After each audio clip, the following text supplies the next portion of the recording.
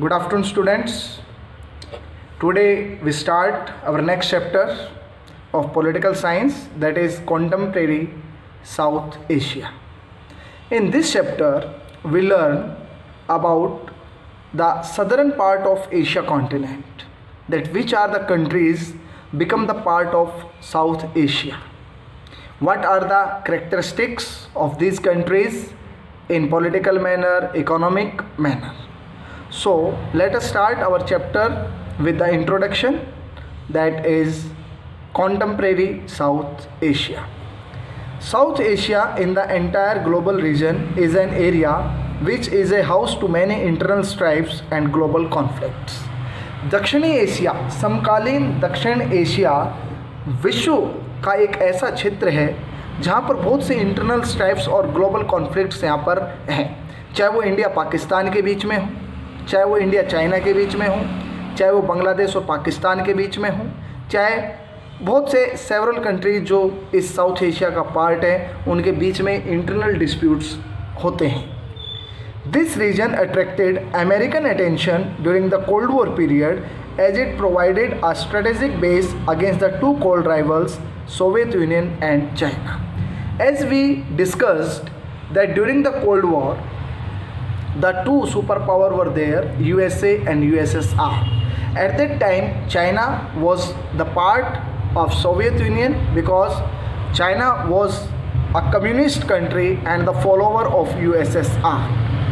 So in the South Asia, many countries became independent from the British rule after the Second World War. So this region was the major attention for America because United States of America wanted a great advantage in this region to make more and more companion. संयुक्त राज्य America इस क्षेत्र में अपने नए followers बनाना चाहता था ताकि वो जो दो कोल्ड वॉर राइवल्स थे, सोवियत यूनियन और चाइना, वो उसको इस क्षेत्र के अंदर कमज़ोर कर सके. America look towards India for help. इसके लिए अमेरिका ने भारत की तरफ देखा because United States of America wanted that India join NATO, North Atlantic Treaty Organization, but since India joined the non-aligned club, USA moved towards Pakistan. लेकिन जैसे ही भारत ने गुटनिरपेक्षता को अपनाया वैसे ही United States of America Pakistan की तरफ चला गया. It led to a series of conflicts in this region, जिसके कारण इस क्षेत्र में बहुत से टकराव हुए. Pending border disputes, water sharing disputes, ethnic conflicts and resource sharing are some areas which have made the region quite turbulent. So this region is the region of conflicts. There is border dispute between India and Pakistan, between India and Nepal. At present, we can see Lipu Lake and Kala Pani. That is disputed area. That is the part of India. But Nepal showed this area in its map. POK, Pakistan occupied Kashmir, China occupied Kashmir. There are several border disputes are running among these countries. Water sharing disputes. Indus Water Treaty was signed by India and Pakistan in 1960. As per the treaty, that India can use only 20% of the river Indus only for irrigation purposes.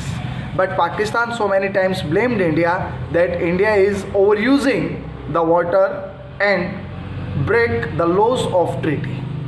Ethnic conflict, that the conflicts between Hindus and Muslims, and in Sri Lanka there was a conflict between the Sinhalese and Tamils. All these are the major issues which are found in the region of South Asia. इस क्षेत्र में बहुत से मुद्दे हैं, चाहे वो border सीमा विवाद हो, चाहे वो पानी को लेकर विवाद हो, चाहे वो संसाधनों को लेकर विवाद हो. जो साउथ एशिया है वो वैश्विक पृष्ठभूमि पर बहुत बड़ा विवादास्पद एक क्षेत्र है.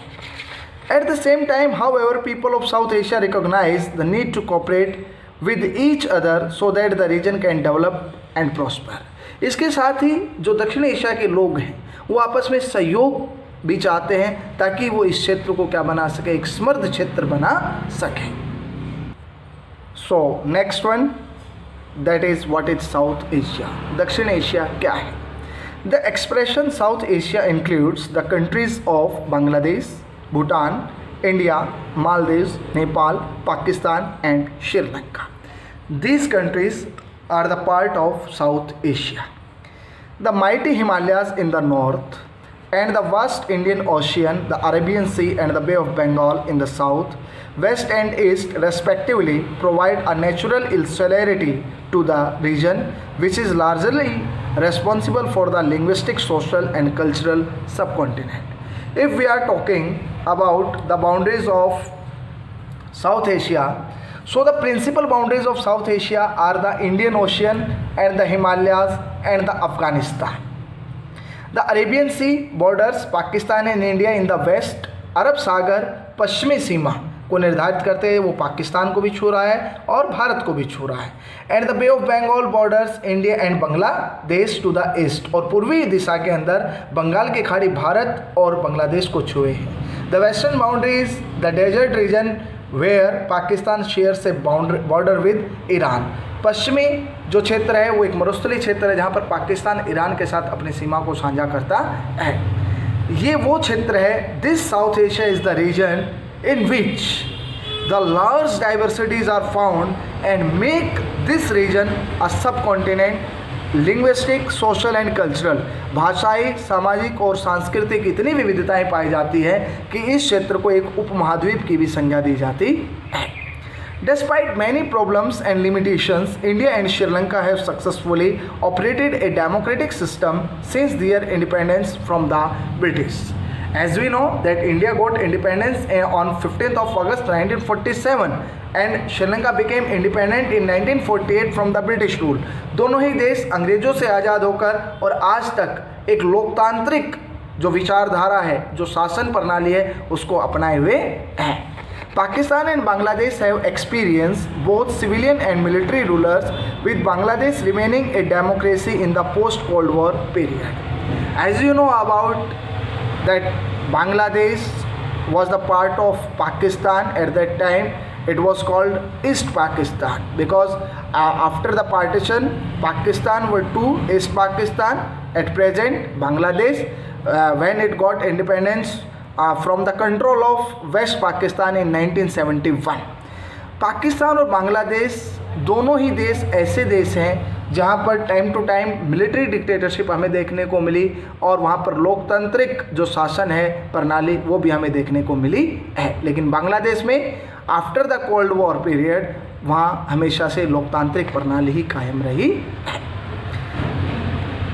Pakistan began the post cold war period with successive democratic governments, और पाकिस्तान में भी कुछ हद तक अगर हम पोस्ट कोल्ड वॉर पीरियड की बात करें तो democratic governments time to time बनती रही।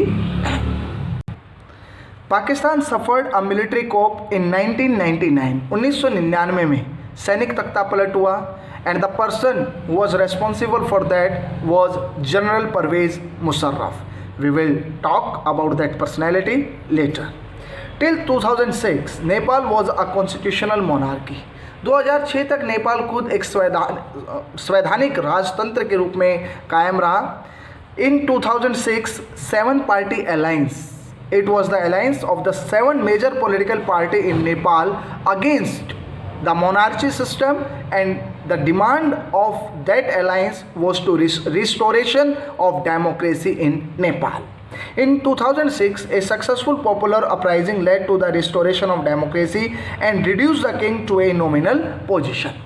2006 में एक पॉपुलर मूवमेंट चला जो नेपाल की 7 महत्वपूर्ण राजनीतिक दल थे, उन्होंने अपना एक गठबंधन बनाया और राजा की शक्तियों को छीनकर वहाँ पर नॉमिनल हेड उसको क्या कर दिया, बना दिया। राजा को एक नॉमिनल हेड और नॉमिनल पोजीशन दे दी गई। In Bhutan the king has initiated plans for its transition to multi party democracy. Bhutan के जो राजा हैं वो भी काफ़ी इनिशिएटिव ले रहे हैं कि किसी तरीके से मल्टी पार्टी डेमोक्रेसी के अंदर कंट्री को बदल दिया जाए। आज भूटान के अंदर कॉन्स्टिट्यूशनल मोनार्की सिस्टम है जिसमें पार्लियामेंट्री सिस्टम क्या करता है, वर्क करता है। द मालदीव्स वॉज ए सल्तनत टिल 1968। मालदीव में सल्तनत थी 1968 तक। When it was transform into A Republic with A presidential form of government. बाद में 1968 के बाद में यहाँ पर राष्ट्रपति जो प्रेसिडेंशियल फॉर्म ऑफ गवर्नमेंट है अध्यक्षात्मक जो प्रणाली है उसको यहाँ पर अपनाया गया है। Despite the mixed record of the democratic experience in the South Asian countries, people in all these countries share the aspiration for democracy. Here we are discussing about 5 to 6 countries that in these countries there are ups and downs in the democratic environment, and sometime there are some democratic government, there are some military dictatorship, but people of this region are always in the favor of democracy. दक्षिणी Asia के लोग हमेशा अपनी आकांक्षाएं, अपनी महत्वाकांक्षाएं किसके प्रति समर्पित रखते हैं? लोकतंत्र की स्थापना के लिए ही क्या करते हैं? समर्पित रखते हैं। तो यहाँ पर सबसे ज़्यादा दक्षिण एशिया के अंदर अगर किसी शासन प्रणाली की अगर इच्छा रखी जाती है तो वो कौन सा है? लोकतंत्र। Now we are starting here to discuss about a country which is the motherland of terrorism. You well aware about Pakistan. ना चाहते हुए आज हम एक ऐसे देश के बारे में बात करेंगे जिसका नाम पाकिस्तान है, विच is the motherland of terrorism, जो आतंकवाद की जननी है, जहाँ पर हर तरह का जो गलत काम होता है वो एक ही धरती पे होता है इस वर्ल्ड के अंदर। वो कौन सा देश है? Pakistan. After the framing of its first constitution, general Ayub Khan got himself elected. General Ayub Khan became the head of Pakistan after framing of its first constitution. Due to mass dissatisfaction, however, he had to leave office. अब जनता के विरोध के कारण उन्हें अपना office छोड़ना पड़ा। शुरुआत में ही एक जनरल जो है वो पाकिस्तान कंट्री का क्या बन जाता है? हेड बन जाता है, लेकिन जनता के विद्रोह के कारण, मास डिजास्टिफिकेशन के कारण उन्हें अपना पद छोड़ना पड़ता है। It led to a military take over in Pakistan under general Yahya Khan. इसके बाद अगेन एक मिलिट्री डिक्टेटर आते हैं जो पाकिस्तान की सत्ता पे काबिज हो जाते हैं। During his period in 1971 war broke out with India over the issue of east Pakistan leading to the creation of Bangladesh. At the time the prime minister of India was Shrimati Indira Gandhi and she was praised even by the opposition leader of our country India on the issue of Bangladesh. उस समय श्रीमती इंदिरा गांधी ने 1971 के जंग में जब भारत और Pakistan on the question of Bangladesh के अस्तित्व को लेकर एक दूसरे के सामने खड़े थे, तो 90,000 सैनिकों को भारतीय सेना ने घेर लिया था और आत्मसमर्पण करना पड़ा था पाकिस्तान को। पूरे विश्व समुदाय के अंदर श्रीमती इंदिरा गांधी का लोहा माना गया और जो बेइज्जती हुई किसकी? पाकिस्तान की। वो किसके अंडर में हुई? General Yahya Khan, who was then the head of Pakistan. और 1971 में जैसे ही पाकिस्तान जंग हारा, बांग्लादेश एक स्वतंत्र देश बनकर विश्व पृष्ठ पर अस्तित्व में आया। He was hence replace by an elected ruler Zulfikar Ali Bhutto in 1975। इसके बाद एक इलेक्टेड लीडर हमारे सामने आते हैं, Zulfikar Ali Bhutto. In 1977 Bhutto was removed through a military coup led by General Zia ul Haq. 1977 में भुट्टो को हटा दिया जाता है और एक सैनिक तख्तापलट फिर होता है under the headship of General Zia ul Haq. Since 1982 general Zia ul हक faced a pro-democracy movement leading to establishment of an elected government under Benazir Bhutto in 1988। इसके बाद 1982 में जनरल जिया उल हक को एक लोकतंत्र की स्थापना के लिए जो एक मूवमेंट चला, आंदोलन चला, उसका सामना करना पड़ा और उसके बाद बेनजीर भुट्टो के नेतृत्व में 1988 में एक लोकतांत्रिक सरकार की स्थापना हुई। After that there was competitive democracy in Pakistan between Bhutto's Pakistani Peoples Party and Muslim League till 1999। उसके बाद पाकिस्तान के अंदर एक लोकतांत्रिक competition, it means the competition for democracy between the two political party PPP, Bhutto's Pakistan Peoples Party and Muslim League. 1999 तक इन दोनों पॉलिटिकल पार्टी के बीच में एक लोकतांत्रिक जो क्या था,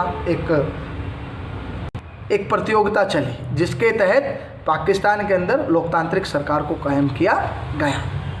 इन 1999 there was another military coup led by general Parvez Musharraf with the overthrow of prime minister Nawaz Sharif. General Parvez Musharraf who was responsible for Kargil war between India and Pakistan. He got himself elected as president in 2001, and in 2002 he introduced legal framework order, और legal framework order के according ही increased the power of president, उसने राष्ट्रपति की शक्तियों को बढ़ा दिया. And the major change in the power of president was to remove the state government and the central government by the hands of president. In 2007 and 2013 national assembly election were done successfully. इसके बाद 2007 और 2013 के जो election हुए वो लोकतांत्रिक तरीके से संपन्न हुए. My dear students, I want to tell you one bitter fact about Pakistan.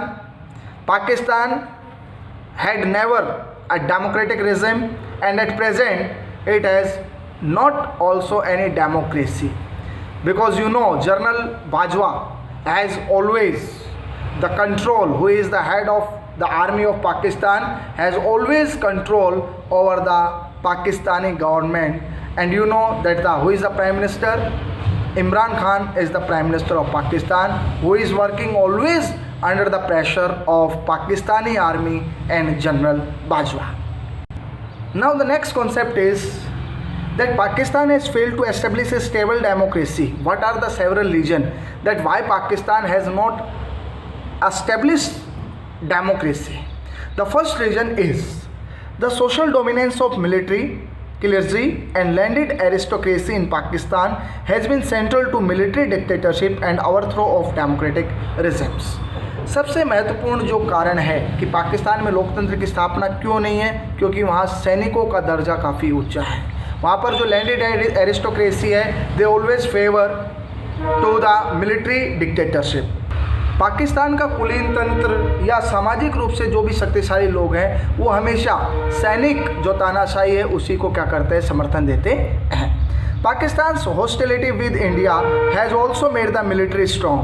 Bharat और पाकिस्तान के बीच में जो कट्टरता है, जो दुश्मनी है, वो भी किसको स्ट्रॉन्ग करती है, मिलिट्री को स्ट्रॉन्ग करती है. क्योंकि वहाँ की मिलिट्री वहाँ के लोगों को एक ड्रीम दिखाते हैं कि हम भारत के छक्के छुड़ा देंगे, लेकिन चाहे वो जंग 1965 की हो, चाहे वो 1971 की हो, चाहे वो 1999 की हो, हमेशा दांत खट्टे हुए हैं पाकिस्तान के bye the hands of Indian army. The pro-military group clearly shows that political party and democracy in Pakistan is not in their true forms, and misled democracy and rule by selfish-minded parties will only hamper Pakistan security. जितने भी pro-military group हैं यहाँ पर clearly यहाँ पर एक बात स्पष्ट रूप से यहाँ पर दिखती है कि पाकिस्तान का जो राजनीतिक दल है और वहाँ पर जो लोकतंत्र है वो अपनी ओरिजिनल फॉर्म में नहीं है. वो मिसलीड करते हैं डेमोक्रेसी को और हमेशा उन सेल्फिश माइंडेड पार्टीज़ को ही क्या करते हैं, सपोर्ट करते हैं, जो पाकिस्तान की सिक्योरिटी के साथ क्या करती, खिलवाड़ करती है. Always people they cast their vote in the favour of those political party those who raise the issue of India's security and about Pakistan development. ये लोग हमेशा उसी राजनीतिक दल को वोट देते हैं जो भारत को मिटाने की बातें करते हैं, और इसके कारण वो पाकिस्तान की जो सिक्योरिटी है ना, सुरक्षा, उसी के लिए क्या बने हुए हैं, एक खतरा बने हुए हैं. These grounds have helped Pakistani military to stay in power for long. यही कारण है कि पाकिस्तान की जो सेना है वो सत्ता के अंदर काफ़ी सालों से बनी हुई है. कभी लोकतंत्र, कभी सैनिक तानाशाही, लेकिन हमेशा पाकिस्तान की जो सरकार होती है it is always working under the pressure of Pakistani army. The US along with other western states have favored military dictatorship in Pakistan. संयुक्त राज्य अमेरिका की बात करें या कुछ पश्चिमी देशों की बात करें, वो भी सैनिक तानाशाही के पक्ष में है कि पाकिस्तान के अंदर सैनिक तानाशाही होनी चाहिए. They believe military rule in Pakistan to be a preserver of Western interest in South Asia and West Asia. उनका मानना है कि जब तक पाकिस्तान में सैनिक तानाशाही रहेगी तब तक यूनाइटेड स्टेट्स ऑफ अमेरिका के जो इंटरेस्ट हैं वो प्रिजर्व रखे जा सकेंगे साउथ एशिया के अंदर और वेस्ट एशिया के अंदर. यूनाइटेड स्टेट्स ऑफ अमेरिका, अगर हम बात करें बराक ओबामा से पहले के शासनकाल की, जब वहाँ के लोग प्रेसिडेंट रहे थे, चाहे वो आपके कोई भी प्रेसिडेंट हो, हमेशा उन्होंने पाकिस्तान को समर्थन दिया. during the war time, you know that in 1971, during the Indo-Pak war, Pakistan and China spotted United States of America and China spotted Pakistan. On the contrary, Russia spotted India. तो हमेशा United States of America चाहता है कि भैया इस reason के अंदर, south region के अंदर, पाकिस्तान और भारत और नेपाल, इन लोगों का आपस में डिस्प्यूट रहे, ताकि ये लोग यहाँ से क्या ना कर सके, डेवलपमेंट ना कर सकें. They believe that the threat of global Islamic terrorism can be countered by stabilizing military rule in Pakistan. इन देशों का मानना है कि अगर ग्लोबल इस्लामिक टेररिज्म को कंट्रोल करना है या काउंटर करना है तो केवल और केवल वो किसके द्वारा किया जा सकता है, मिलिट्री रूल के द्वारा, सैनिक तानाशाही के द्वारा पाकिस्तान में स्थापित करके किया जा सकता है. Their apprehensions is also based on fact that the nuclear military arsenals might fall into the clutches of the terrorists. उनका ये मानना है कि कहीं जो परमाणु जो बम है, हथियार हैं, वो कहीं किसके हाथों में ना चले जाएं, टेररिस्ट के हाथों में ना चले जाएं. इसलिए यूनाइटेड स्टेट्स ऑफ अमेरिका जैसे माइटिएस्ट कंट्री सपोर्ट करते हैं पाकिस्तान के अंदर मिलिट्री डिक्टेटरशिप को. This has led them to spot military regimes in Pakistan. यही वो कारण है कि पाकिस्तान के अंदर हमेशा से ही मिलिट्री डिक्टेटरशिप को सपोर्ट मिला है, चाहे वो वैश्विक स्तर पर हो, चाहे वो उनके घर के स्तर पर हो. So my dear students, today we discuss about the contemporary South Asia, what is South Asia, and the story of Pakistan. Thank you and have a nice day.